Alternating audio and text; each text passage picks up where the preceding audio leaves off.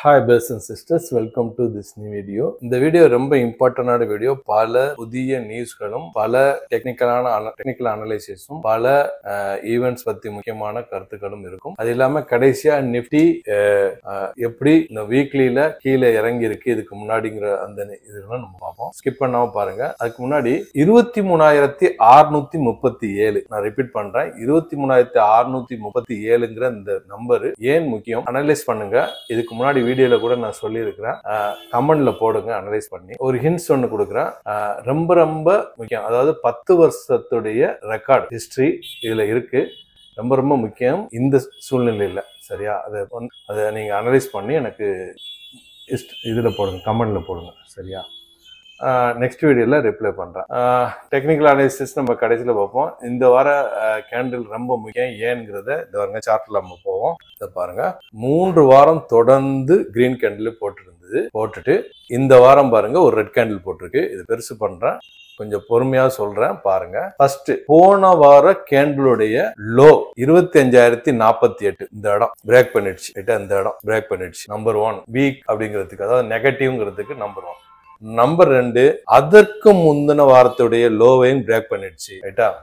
Negative வீக்கா இருக்குது மார்க்கெட்டுங்கிறதுக்கு 2வது. 3வது அதற்கு முன்னாடி உள்ள க்ளோஸ் இந்த இருக்கு, அதுக்கு முன்னாடி உள்ள க்ளோஸையும் பிரேக் பண்ணிடுச்சு. ஸோ 3 வார தொடர்பு இருக்கு இதுல.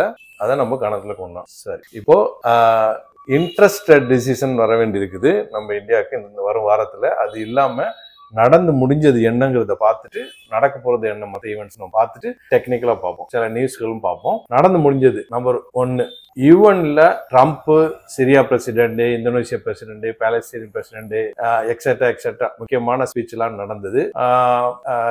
150க்கும் மேற்பட்ட நாடுகள் வந்து பாலிசி ஸ்டேட்டை அவங்க வந்து அங்கீகரிச்சாங்க. ரைட்டா? நம்பர் 2, ட்ரம்ப் வந்து H1B விசா இந்தியா மேல போட்டு குழப்பம் பண்ணாரு. அதாவது வருஷத்துக்கு ஒரு தடவை கட்டணும்னு சொன்னாரு, $1,00,000. அதுக்கப்புறம் ஒரு தடவை கட்டினா போதும், 10 வருஷத்துக்கு ஒரு தடவை கட்டினா போதும், அப்புறம் ஊருக்கு போயிட்டு கட்ட தேவையில்லை, அப்புறம் டாக்டர்ஸ் கட்ட தேவையில்லை. இப்படி பல குழப்பங்கள் நடந்தது. நான் போன வாரத்தில் நடந்ததுதான் நம்ம பார்க்கிறோம். நம்பர் 3, ட்ரம்ப் வந்து பார்மா செக்டர் மேல 10% டாரிஃப் போட்டாரு. இது அக்டோபர் 1ல இருந்து இம்ப்ளிமெண்ட் ஆக போகுது. இதனால மார்க்கெட் விழுந்திருக்குங்கிறத நம்ம பார்த்துக்கணும். 4வது, இந்தியாவுடைய INR ரொம்ப வீழ்ச்சியில் நடந்தது. 88 பாயிண்ட்க்கும் மேல 89 கிட்டத்தட்ட இருக்கு. நம்ம ரொம்ப வீழ்ச்சியில இருக்குங்கிறது கவலையான விஷயம். ரைட்டா? 6வது, இந்தியா வந்து அமெரிக்காட்ட கேக்குது, நாங்க ஈரான் கிட்ட ஆயில் வாங்கிக்கிறோம், ஏன்னா நீங்க ரஷ்யா கிட்ட வாங்க வேணாம்னு சொல்றீங்கல்ல, சாங்ஷன் பண்றீங்களா, அதனால நாங்க ஈரான் கிட்ட வாங்கிக்கிறோங்க மாதிரி கேட்கறாங்க. அது இல்லாம ரஷ்யா அவங்களே எக்ஸ்போர்ட்ஸ்க்கு தடை பண்ணிருக்காங்க, ஏன்னா அவங்களுக்கே ஆயில் ஷார்டேஜ் இருக்கிறதாக ஒரு நியூஸ் வந்திருக்கு. ரைட்டா? அப்புறம் ரஷ்யா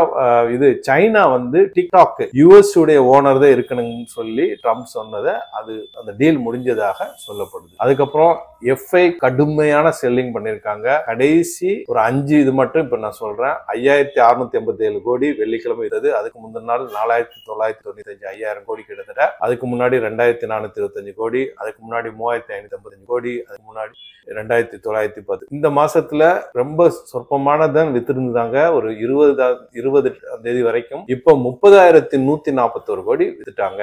அதுக்கு முந்தின மாசம் 49,000 கோடி, அதுக்கு முந்தின மாசம் 48,000 கோடி FIs கடுமையா செல் பண்ணிட்டு இருக்காங்க. அப்புறம் எல்லா செக்டருமே செல்லிங் பக்கம் திரும்பி இருக்கு, எக்ஸப்ட் ஃபியூ செக்டர். அப்புறம் ஈரான் ரஷ்யா நியூக்ளியர் டீல் நடந்தது $25 பில்லியன். அப்புறமா மார்க்கெட் வந்து முன்பு இந்த மாதிரி வேகமா ஏறுறது 15 நிமிஷத்துல, வேகமா இறங்குறது 15 நிமிஷத்துல நடந்துட்டு இருக்கு. முன்னாடி ஜென் ஸ்ட்ரீட் இருக்கும்போது நடந்ததுல அந்த மாதிரி. ரைட்டா?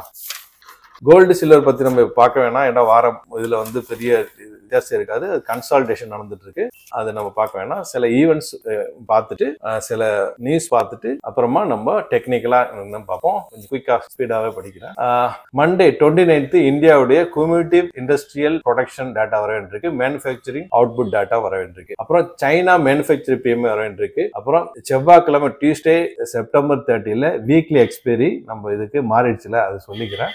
அப்புறமா ஆஸ்திரேலியாவுடைய இன்ட்ரெஸ்ட் ரேட் டிசிஷன் வர வேண்டியிருக்கு, பிரிட்டனுடைய ஜிடிபி ரேட் வர வேண்டியிருக்கு, அப்புறம் இந்தியாவுடைய ஃபெடரல் பிசிக்கல் டெபிசிட் வர வேண்டியிருக்கு, அப்புறம் இந்தியாவுடைய RBI monetary and credit information review data வர வேண்டியிருக்கு, அப்புறம் ஜெர்மனியுடைய இன்ஃபிளேஷன் டேட்டா வர வேண்டியிருக்கு, அப்புறம் யூஎஸ் உடைய Chicago PMI CB consumer confidence job openings வர வேண்டியிருக்கு, அப்புறம் வெனஸ்டே அக்டோபர் 1, 2, 3 சைனாவுடைய நேஷனல் ஹாலிடே, அப்புறம் நம்பர் இது 1ஆம் தேதி ஹாங்காங் டே ஹாலிடே, அப்புறமா வந்து 3ஆம் தேதி சவுத் கொரியா நேஷனல் ஹாலிடே. அப்போ எஃப்ஐஸ் கொஞ்சம் ஆக்டிவிட்டி கம்மியா இருக்கும். ஸோ மேனிபுலேஷன், இது ஸ்டாப் லாஸஸ் ஹண்ட் பண்றது இதெல்லாம் நடக்கும். கொஞ்சம் உஷாரா இருக்க வேண்டும். அப்புறம் இந்தியாவுடைய இன்ட்ரெஸ்ட் ரேட் டிசிஷன் வர வேண்டியிருக்கு அன்னைக்கு அக்டோபர் 1ஆம் தேதி.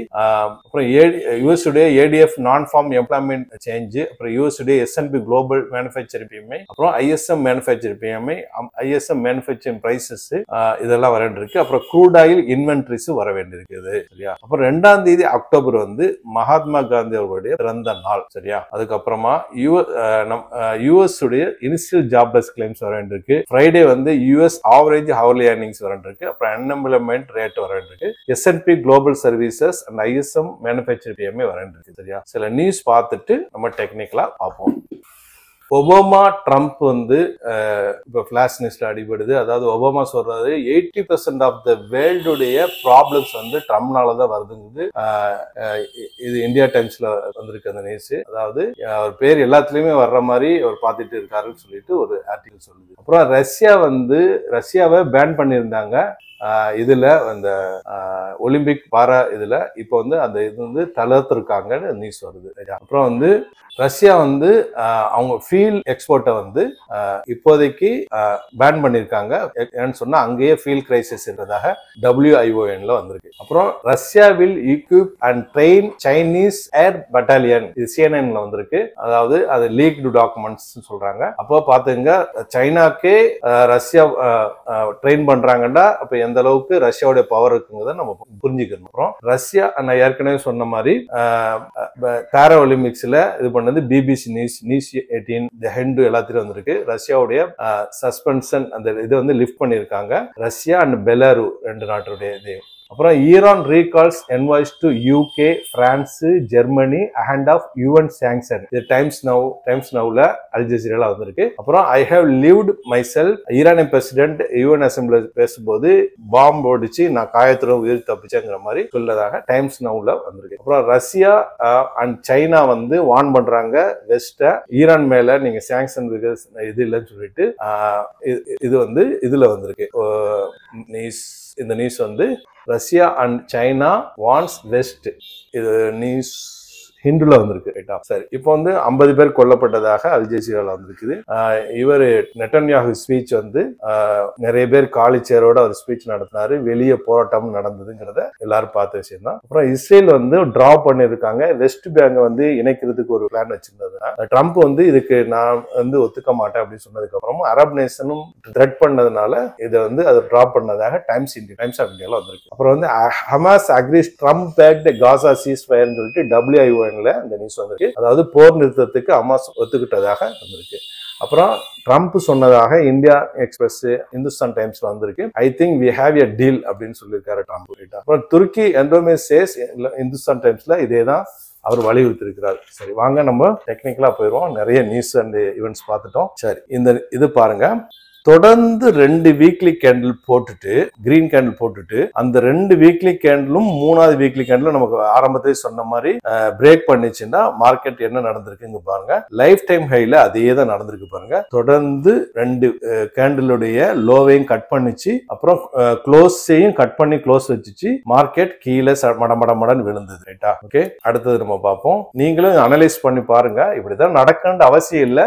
ரொம்ப செல்லிங் பிரஷர் இருக்கிறத நம்ம பார்த்து இந்த மாதிரி நடக்குங்கிறது நமக்கு ஒரு உதாரணம். இப்படியே சார்ட்டை மூவ் பண்ணிட்டே போறோம் பாருங்க. இந்த இடத்துல பாருங்க, கொரோனா டைம்ல சேம் அதே தான். இதுக்கு முன்னாடி 2 வீக்லில கிரீன் கேண்டில் போட்டது. இது வந்து ரொம்ப அதிகமா இறங்கினதுனால சின்னதா தெரியுது. அதுக்கப்புறமா அது முன்னாடி உள்ள க்ளோஸை எல்லாம் பிரேக் பண்ணிட்டு இது பண்ணிச்சு. அதுக்கப்புறமா பெரிய ஃபாலை சந்திச்சுது மார்க்கெட். ரைட்டா? அப்புறம் இதே பாருங்க, இந்த கேண்டில் பாருங்க, அதுக்கு ப்ரீவியஸ்